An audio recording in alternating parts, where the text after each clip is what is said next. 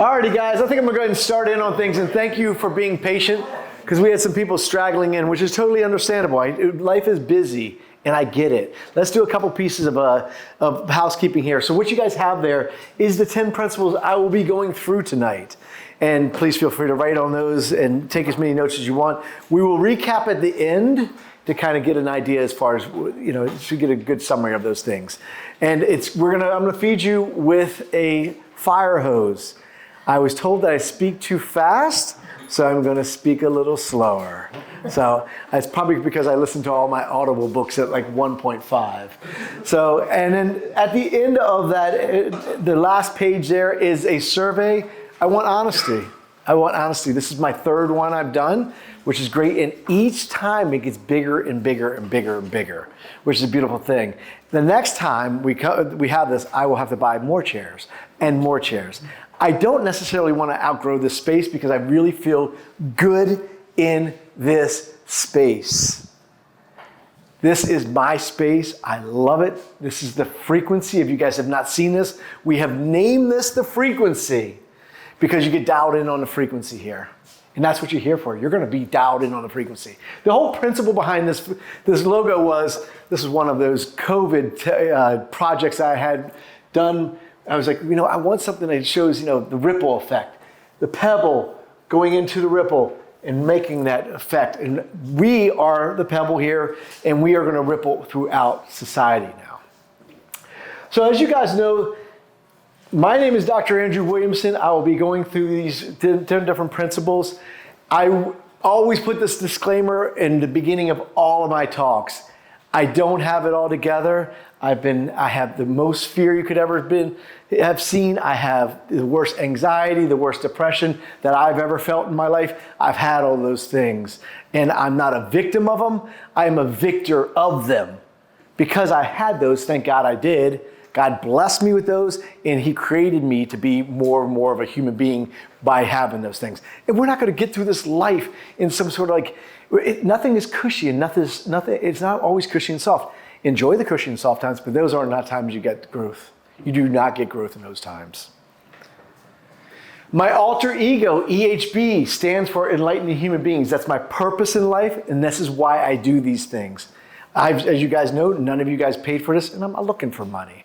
I do this because I want to enlighten human beings, because I want to make a bigger impact on this world. And how can I do that? By speaking to you guys about all the things I've studied all these years. A lot of times, I'm that guy, when people are watching movies, I like to read or try to grow myself. And it's nothing wrong with watching those movies and that type of thing. It's just what I do. So I don't want these messages to not, I want them to be broadcasted out on a global scale. And how do I do that? Create you guys to be broadcasting them out on a global scale. Leave out of here in a different vibrational state. Okay, our first thing, I figured we would make the most didactic thing. The first thing, this is Maslow's hierarchy of needs. You guys remember this? Yes. You've seen it. I've dove deep into this, and I really, really like it. And it really makes a lot of sense to me as to where humans are on the plane of this place we call Earth. So, we got physiological, safety, belonging, esteem needs, and then self-actualization. Now, physiological is basically we want food, water, breathing, okay?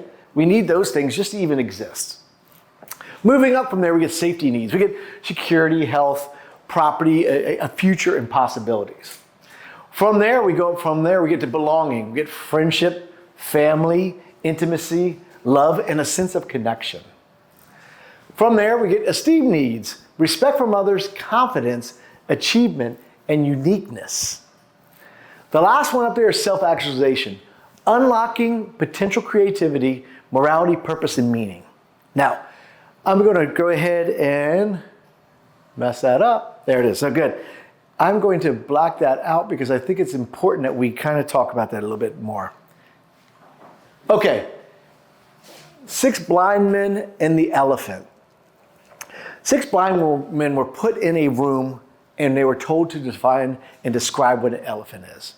The first guy touches the leg and he says, man, an elephant is like a tree trunk.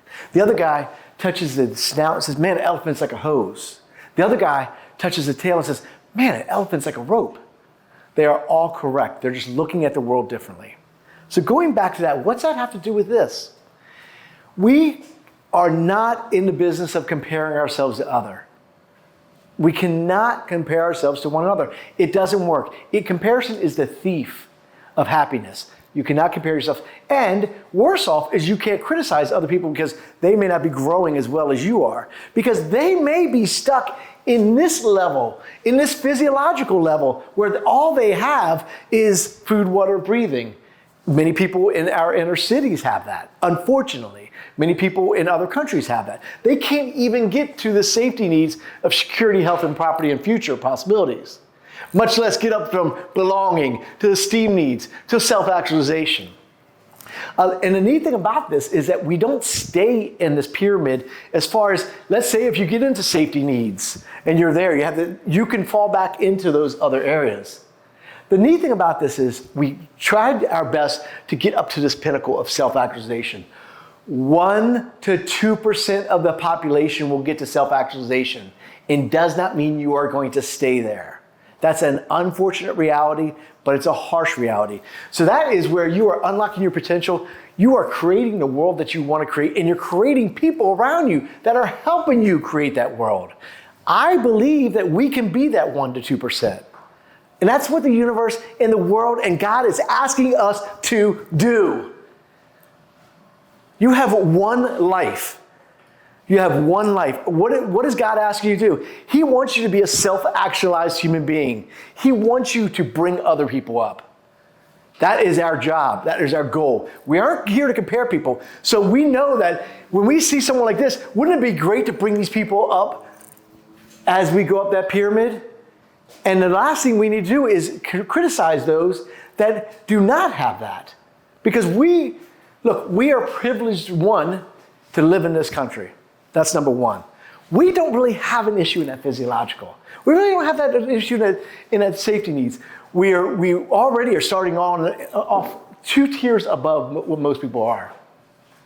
So the last thing we need to do is compare ourselves to others and also ridicule other people because we see that, oh, well, I'm doing so much better than them. You're doing better than that person, but you're not doing better than everybody. And your job truly to do better is to bring those people up so that they can move as close to self-actualization as possible. You guys have seen this before, correct? Yes, got it. Okay, good. All right. Next thing is likability. So likability, this is a neat thing. So why do we have name tags on? You guys know my name and everyone else has a name. Your job in this world is to become likable. Okay? And don't be anyone but yourself, but be likable. That's that is a feather in your cap. So how do you become likable? Be more interested in others than you are being interesting. So the idea behind that is, we see this all the time. We'll go out and we'll talk to someone. People really like to talk about themselves more than they like to talk about, about what you're doing. And that's perfectly fine. I love listening to that. And it's great to digest that. So the key with that is to be likable. So be more interested in others versus being interesting. The other thing is memorize their names. Memorize everyone's name. That's vitally, vitally important. We need to memorize everyone's name because that is the sweetest sound that most people will hear to themselves all day. And the neat quote from this is that your network will create your net worth. So what do I mean by that? So the more people you know, the better off you can be as from whether an abundance standpoint or whatever the case is. But your network will create your net worth. Body language. Before we do that, I'm going to tell you guys a little story. Okay, so Peggy thinks she has a frog in her belly. She swears to high heaven that she has a frog in her belly. So what she does is she goes to doctor after doctor after doctor after doctor. Finally, this one doctor says, Peggy, I think you do have a frog in your belly. He knows that Peggy really believes that. He's going to do everything he can to relieve that. So he says, Peggy, let's do some work with this right now. I can put you under right here and I can go ahead and take that frog out of your belly. And you wouldn't believe how much her eyes light up. She's like, yes, he knows I have a frog in my belly and we're going to get it taken care of right now. So she goes under. the doctor does a fake incision in her stomach, and he tells his associate, run down to the creek and get a frog and put it in a mason jar and bring it back up. So he goes down, runs down, brings the mason jar, and there it is. Peggy comes to, and she sees the jar, the mason jar with the frog in it. And she is so incredibly elated, and she thinks this is her trophy. So then she goes home. She puts it up on her mantle. What does Peggy do? The first phone call she calls? Mary Ellen. Mary Ellen lives 2 doors down. Mary Ellen was that one that always critiqued her. Peggy, you don't have a frog in your belly. You don't have a frog in your belly. So anyway, she calls up Mary Ellen and says, oh, Mary Ellen, I have something to show you. Mary Ellen comes napping on the door and says, what is it, Peggy? Look. And Mary Ellen says, wow, you did have a frog in your belly. And Peggy's like, yes, I did. And Mary Ellen said, I hope it didn't lay eggs. So, our job is to make sure we don't let people lay eggs in our mind. Mothers, fathers, teachers, preachers do that to us. Sometimes they're well-intentioned, sometimes they're not. But we cannot let those outside eggs grow and fester inside our own minds. Okay, body language. So I want you guys to see, what would a depressed person look like? What posture would a depressed person look like? Let's take it, yeah, yes. Your shoulders will be shrugged forward and couch down. Absolutely. Shoulders shrugged forward and house down, 100%. And do you think that in general, the population views people like that with a level of confidence, or like they don't really have a great level of confidence? They don't, right? So that's the beautiful thing about chiropractic, is that we make sure the posture is working well, so we have that level of confidence. The neat thing about this is they did some studies. They put people in these postures like this. What they found was when you put someone in this posture like this, you increase their cortisol level, stress hormones, and you decrease their testosterone levels. Now, let's put those people in just this position like this. This is the Superman posture. What do you do there? Now, you're switching things. You now have an increased testosterone level and decrease in your cortisol level. They have shown that even blind kids, when they run and they run across the finish line, they do this. And they have no idea. That is their level of victory, which is a beautiful thing. Think about that. So if we are walking around with poor posture, with that body language like that, not making eye contact is another thing, all of those things have a big effect. And 90% of communication is nonverbal. So we need to be that stellar posture. We need to make sure we do everything we can to increase our testosterone levels, decrease our cortisol levels. Neat study I just recently came across, which is this. Interesting how body posture and how we are inextricably linked with each other. Cool study, a little bit on the body language study, but it tells us how much each of us are linked together. They took people, this is done out of Stony Brook University in New York. They took people that were going to skydive for the very first time. And what did they do? They collected sweat from those people. You'd imagine you're going to be sweating, right? And then after that, then they collected sweat after they accomplished the skydive and they're down on the ground. What they did further with that is they said, okay, we collected anxious time, pre-skydive, first skydive ever, non-anxious time, land. Then what they do is they bring in another group of people and they put them in a machine called a functional MRI machine. And what that functional MRI machine, it can see what the brain areas light up depending upon whether they're reading or whatever the case is, and they can see exactly what's happening. So this is another group of people they bring in, put them in a functional MRI machine, and these people have no idea what they're going to do. But they're just told to smell 2 different pads. They smell the sweat pad, right, of the high anxiety, pre-skydive, and they smell the sweat pad of the ones that have landed. They found that when they smelled the pre-skydive, they had a light up of their amygdala, which is the fear part of our brain. And they had no idea. So think about body language. If you're exhibiting fear, is that going to shadow out? We pick it up. We always pick it up. You know those people, right, that light up a room when they walk in, And there's those people that light up a room when they walk out. And those are the people that like to plant those evil eggs in your head. So another study that they did, it was a neat study with this. This is baseball. This is Dr. Joe's baseball bat. This has you never made contact. It's like an official Italian war rifle that's it's never been fired and only been dropped once, right? All right. So what happened with this was Kruger and Abel in 2009. They did a study. They took top baseball cards, TOPP, the gum company. They took their baseball cards. And what they did with those baseball cards is they analyzed those baseball cards to find out whether those baseball cards had a Duchenne smile or a non-Duchenne smile. A Duchenne smile is this. It's big eyes and that sort of thing. A non-Duchenne smile is basically straight face. Now, so the reason why they chose 1952, because those people have passed.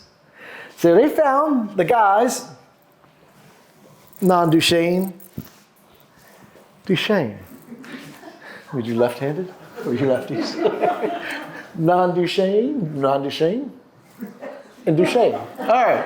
So what did they do? So they could find out exactly how long these people lived because these people were passed.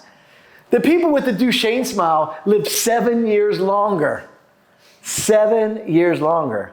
Talk about the power of body language. You want to live 7 years longer? Smile all the time. At my rate, I'm going to be like 21 years longer at least, right? So it's definitely, the goal with this is to smile because it increases your face value. 100%. Kintsugi. A Japanese shogun in the 15th century broke his tea pottery.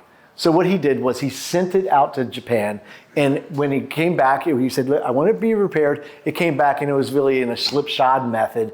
It wasn't repaired the way he thought it should have been. So then he found some Japanese artisans and says, "Can you repair this bowl for me?" And this is a kintsugi bowl. So what they did was the art of kintsugi basically takes a broken piece of pottery and inlays it with gold. It's called golden joinery. So it inlays it with gold. And then what happens from there is it becomes a collector's piece. The broken bowl becomes a collector's piece because of its crack. I purchased this on Etsy. The neat thing about this is this. The more cracks you want out of the bowl, the more money it costs. Okay, so what's that have to do with the price of tea in Japan? What it does is this. We are more valuable with the cracks we have. The mending, the gold joinery makes us more valuable. You want a cushy life? You want a perfectly formed pottery bowl that's going to stay like that forever? You're not going to be accomplishing much in this world. That knight in shining armor has never been challenged. You need chinks in the armor. It's going to happen. But realize that every time it happens, it makes you more valuable. A little bit more gold, a little bit more gold, a little bit more gold.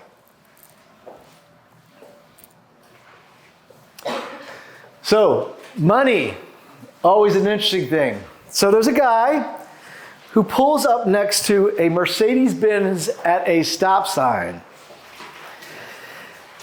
So they're both at a stop sign, and they both go. The one guy in the Mercedes-Benz just goes and drives about his business. The one guy in the car next to him was in more of a conservative car. So the guy in the conservative car looks over at the guy in the Mercedes-Benz, and in his mind, he thinks to himself, "Oh, that rich SOB or whatever he think is, who does he think he is? He's got this Mercedes-Benz." They both take off. The one Mercedes keeps about his business. The guy in the more conservative car goes and buys a lottery ticket at the 7-Eleven. So the guy who's in the conservative car is looking and he's disdaining exactly what he really wants. He wants to go win the lottery so he can buy whatever car he wants. And that's a neat thing about it. So you're disdaining exactly what you want. So money is really neutral. It's an energy that we have. It's an energy that can be moved from one source to another. My view on money is that you make it, you accumulate it, and then you give it away because it's not going to do anything for you when you're dead. And enjoy giving it away as you are going through things. Studies have been done that every time you give $1, you get another $1.40 back. You don't give for the sake of receiving, but you give because it makes society that much better. And God rewards you with more of that when you give. No one, Anne Frank has said, no one has ever become poor by being charitable. It just doesn't happen. Nido Kabin, who is he's the chancellor of High Point University, he says that money should be the tool, not the goal. Not the goal. Make your money, it's energy, it's a great thing, and then give it away. Give it to noble causes. And what you'll find is that you make that big of a difference in society. We don't need it in the graveyards with us. There's no U-Hauls being pulled behind our hearses. We need to make it, enjoy it, and give it away. And the neat thing about it is as you give it away, as we talked about, you're going to see more and more of it come your way. Passion. An idea without passion is an idea I will take a pass on. That's an EHB quote. So anyway, write that one down. I'll say it a little slower for you guys.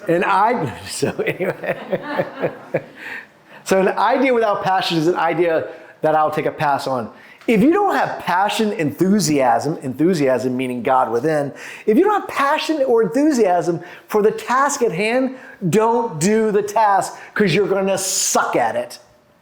You need to have passion behind all things that you do. Now get it. I get it. When washing dishes, can you have passion behind it? Yes, let's think about it. I have running water here. I'm washing a dish that actually I own in a house that I own. Think about that. So you need to have passion. And the thing is that you need to set yourself on fire with passion because people will travel from miles away to see you burn. It's the unfortunate reality in our society, and it's been in every society, is that we just become very much these cogs in the wheel versus being the wheel. We just do this. Is there any passion there? No. Have the passion. Find what lights your fire and do that. Now you'll have a lot of people that say, "Oh well, I don't know. I think you got to think about some other things. You got this and you got that." What's the harm in trying? Because eventually you're going to be 54 years old and you're going to be like, "Oh my gosh, I should have tried that. I should have done that." I have no idea why I chose the age 54. None. 1970 model here. No recalls, right? No recalls. All right, dominion. So, my mistakes. I have done some things that I'm not proud of as far as it's concerned.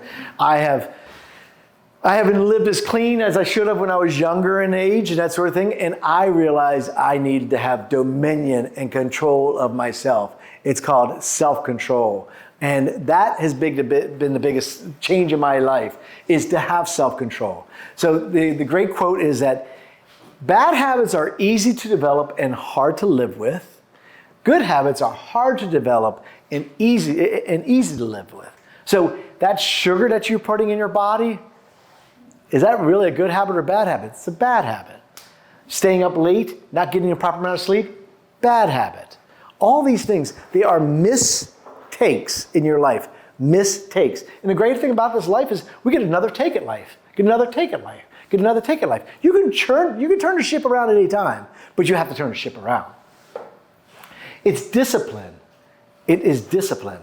Why do I work out? Because I'm disciplined and I want to make sure that I can do everything I possibly can for the future me. I'm working out for the future me. And I encourage you, I know I'm preaching to the choir with you guys. I encourage you guys to make sure you have that self-discipline and realize it is self-discipline. Your job is not to tell someone else that, "Hey, John, you really shouldn't be eating that sugar donut." John knows he shouldn't be eating that sugar donut. But your job is to be the change in the world. And how do you expect to ever change the world if you can't even change yourself? Mahatma Gandhi, he knew that. He said, be the change. Emanate that. Represent that. Be the change. What a difference that is. So people will look at you like, I don't know what that guy's doing different, but I like it. And maybe I can emulate that. So our job with that is to be the change. Marcus Aurelius says, be tolerant with others, but strict with yourself. Tolerant with others and strict with yourself. Understand, going back to our Maslow's hierarchy of needs, not everyone is on the same plane in that hierarchy. So be tolerant of others, but strict with yourself. Love. Uh-oh. This is a great one. This is where Dr. Andrew and I make out. Can we videotape that? My kids are slowly throwing up over there. Ugh. Well, we had to make out at least twice. We have you guys, so it happened. All right. So, it is the most powerful force in the universe, love. The neat thing about love is there's electromagnetic fields that emanate from us. And they emanate out from us about 3 to 5 feet. This is done by the Heart Math Institute. So they found that as you are walking, your heart radiates an energy out 3 to 5 feet in all directions. Again, getting back to that body language thing. Some people brighten up the room when they come in. Some people brighten up the room when they leave. So how is your heart vibrating? Are you in a state of love? Are you in a state of love? And we always have to be loved. Now, there's different types of love. I love my wife and I love my children. I love my children differently than I love my wife. Sometimes I don't love my children. Sometimes I don't love my wife. No, I'm kidding. But there's different types of love. I love each one of you all for being here. It warms my heart to know that you guys have chosen to give your time to me. Thank you. And I love you for each for that. Thank you very much. So what we're going to do now is a little test with this. You guys ready for this? We are going to do hugs of each other. Okay? If you don't want to hug another person, I get it. No problem at all. But this is the rules. We're going to hug one another. Okay, you choose a partner. But you can't choose the person you came with. You need to meet a stranger. That's why you have name tags on. You're no longer a stranger. All right, up you go. Let's do it, guys. Come on, let's get it going. Partner up, partner up. Yeah, I know, exactly. I hope no one exchanged numbers because most people are married here. What a blessing that is to create that love, We really have done so much to detach ourselves from that human touch. You need 3 hugs every single day. COVID did that to us. Right or wrong, it's not my job to say that, but COVID did that to us. You need those hugs every single day. Now, it was great. The great thing about you guys' hugs were I didn't see the teepee hug or the pelvis first hug. We like the hug. So what I would recommend for this here as well, when I hug people, I envision my heart, the love of my heart, going around and wrapping around and going around the person's back and touching. What a different feeling that is. What a different feeling that is. I will guarantee you 99.9% of people would love a hug. There'll be that person that doesn't want that hug. I get it. Perfect. They're on a different level right there. They're not ready. They're not ready. See, this group right here, this is the beautiful thing about it. Each one of you guys is here because you're ready for this. Not everyone's ready for this. I get it. If we were, I would love that. I would love for everybody to be on the same wavelength and the same plane. Imagine what would happen in this world. But we're not ready. Not everyone's ready. Okay. Praying hands. So this was given to us. I believe a fellow chiropractor made this. You guys have seen these praying hands. Okay, so these are the praying hands, and they're done by Albrecht Dürer. In the 1500s, he did this sculpture of the praying hands. You guys have probably seen this. This right here is neat. This is a 60-foot tall bronze sculpture that weighs 30 tons. It's at Oral Roberts University, and that's the praying hands. Now, what's neat about it is this. Albrecht Dürer did that sculpture in the 1500s. He was a part of a family that had 12 kids. The 2 oldest kids were Albrecht and Al Dürer. Okay? So what they did was they said, One of them wanted to go to the art school, but didn't have enough money to do the art school. And they both were pretty accomplished art students. They decided to do a coin toss, did the coin toss, and whoever won the coin toss would go into art school, while the other one worked in the coal mines to support their brother as they go through art school. So luck would have it, Albrecht wins the coin toss, and he goes into art school. Albert stays back and works in the coal mines. Comes back, and there's a big celebration, and the idea was that, okay, Albrecht, I went through, became successful. Now, Albert, I want to pay for you to go to school. Big celebration happens. Albert hears this message, and he starts to cry. Why does he start to cry? Because his hands were crushed in the coal mines. He could no longer hold a pen or a paintbrush or any of those things. His hands became useless in the realm of art. Why do I bring that up? People have crushed their hands for you. Think about all the crushed hands that have gotten you guys to where you are now. So think about that every time someone's trying to lift you up. They may have crushed hands, and they're doing everything they can, but they're sacrificing their hands to give you a better life.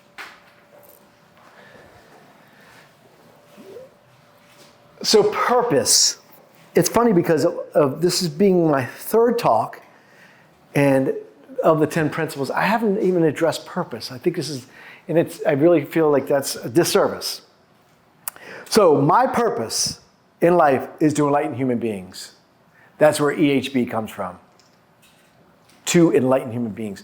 It's my mission, it's my dharma, it is what I am supposed to do, is what I'm put on this earth to do, is to enlighten human beings.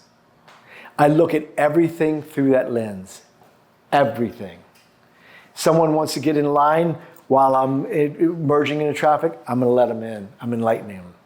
Someone needs an extra 5 minutes of my time, I'm here for it. A friend calls up, hey man, I'm having a rough go. I'm there for him or her, whatever they need.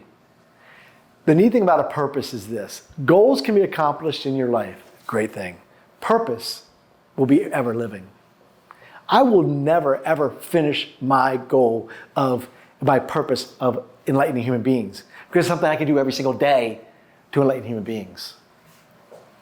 And that's a great thing. Guys, this is great in these platitudes and things that you guys are learning, and hopefully it's a review for each of you guys. But dive down on your purpose. And none of these things are of any value if you don't implement them. If you don't implement them, this was just a fun time to look at some 54-year-old guy. By the way, I'm not really bothered by my age, but I do like to say 54 often. So you need to implement these things. Let that be your purpose. Your purpose could be love. So the neat thing about my enlightened human beings, on my deathbed, which I hope is a long time from now, a very long time from now. So I envision myself looking up and enlightening whatever human being is standing over top of me at that time. It's got to continue. It's got to continue. It's got to live. It's got to live. That heart go out, and then that energy that I had of enlightening human beings will therefore be transmitted out to the world from there. And somebody else will be EHB. Work hard on your purpose, please. You need help with that? Please. It's got to be simple, and it's something that can never be fully accomplished. Could be love. Whatever you need from there. Okay, guys, that's good stuff. So we have 2 gifts for you guys. So this is the neat, fun trick with this. Reach underneath we have 2 gifts for two of you, not for everybody, sorry. So if you look underneath your chair, if you have a number underneath your chair, you will either get number 1, the book Arete, or number 2, the book Success Principles. Oh, nice. So you could have written this book, but this is Arete, phenomenal book. I've been through it. It's by Brian Johnson. He created Philosopher's Notes. Thank you. Heroic, awesome stuff. And who else was that? Anybody? Where's number 2? Oh, beautiful. I love it. Jack Canfield, Success Principles. Do you have it? Fantastic. Fantastic. Jack Canfield wrote Chicken Soup for the Soul and all of those type of things. And he did all that. All right, moving on from here, guys. This is where we do the fire. This is the fire hose. You guys ready? And who's got a birthday that's coming up in like within the next month? All right, Eden, get up here and explain each one. All righty. So we're gonna go through these. And I'm gonna pick out some key points, and we'll go from there. Hierarchy of needs. All that one can be, one must be. Abraham Maslow says that. All that one, he created the hierarchy of needs. All that one can be, one must be. The guitarist must play guitar. The artist must create art. The writer must write. And we need to move as much as we can up to self-actualization. We need to bring others up with us as we go up to self-actualization. No comparison. No comparison. Do not compare yourself to other people. Some people are at the bottom of that pyramid, but they can climb. Likability. No names. Be more interested in people than interesting. Be more interested in people than interesting. Know their names and love them for it. Body language. We got body language. We talked about cortisol and testosterone levels. We want high testosterone levels and low cortisol levels. And we want to make sure before we skydive, someone collects our sweat. Smile, it increases your face value. It can give you 7 more years of your life. Imagine that. Very few things can do that. 7 more years of your life. Kintsugi, you are more valuable the more broken you are. That gold inlay, that gold joinery, you're more valuable the more broken you are. Money, it's energy. It moves from one source to another. Our job is to be a steward with it, to give it away. To give it away to noble causes. Eventually you'll have enough money that you don't need to worry about it anyway. What's it matter? At the end of the day, there's a great quote that says, the difference between a guy who has $10 million versus the guy who has $100 million is the guy who has $100 million has $90 million worth of art on his walls. Wouldn't that money be better served in society? Your choice of how you do it. Passion. An idea without passion is an idea I will take a pass on. You have to have passion in your life. And we have to do everything with passion. Everything with passion. What a difference it will be. Dominion. Have self-control, have self-discipline. Do not judge others for where they are. You've made mistakes. We all do. But it's the growth of it. You should be thankful for the mistakes you made. You should be thankful that you recovered from those things or did that thing and everything worked out. You should be thankful for those things. Don't ask for an easy life. It's just not going to happen. Ask for you to be better. Easy lives are not going to happen. Love. Make sure when you love someone and you hug someone that heart goes around and wraps up there. And you guys remember the 2 different type of hugs, right? There's the TP hug and the pelvis hug. 2 hugs you don't use. All right. Praying hands. People have broken their hands in order to get you where you are now. Be thankful for those people and break your hands for the next generation. And purpose. Your undenying, ever-living purpose. It will be the most important thing you can develop. We're the only animals that can create a purpose. And we're the only human beings that really stifle our own growth. Do you think an oak tree says, okay, well, I'm already 100 feet. I don't need to grow any taller? No. Our job in life is to keep on growing. And what fuels our fire, our passion and our purpose. So this is a neat slide here. This is the monarch butterfly. For some reason, I went on a bike ride and I swear there were about 15 different monarch butterflies just right around me. And I knew that I had to incorporate that picture into it. It's not my picture, but I thought it was such a cool thing. Such a cool thing. Butterflies are just a real neat thing as far as a rebirth in your life, a growth in your life.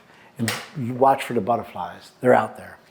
As a matter of fact, you probably don't see this, but this butterfly has a tattoo of Cher on its butt. For those of you who don't know, Cher has a tattoo of a butterfly on her butt. But anyway, so that's it. All righty. This is my questions time. This was the questions slide. That is the 10 Successories, must-have Successories Part 3. I appreciate each of you all coming out here. Remember to give big hugs out there. It's a great blessing. And I really appreciate, look, you guys donated time to me. I appreciate it. Thank you all.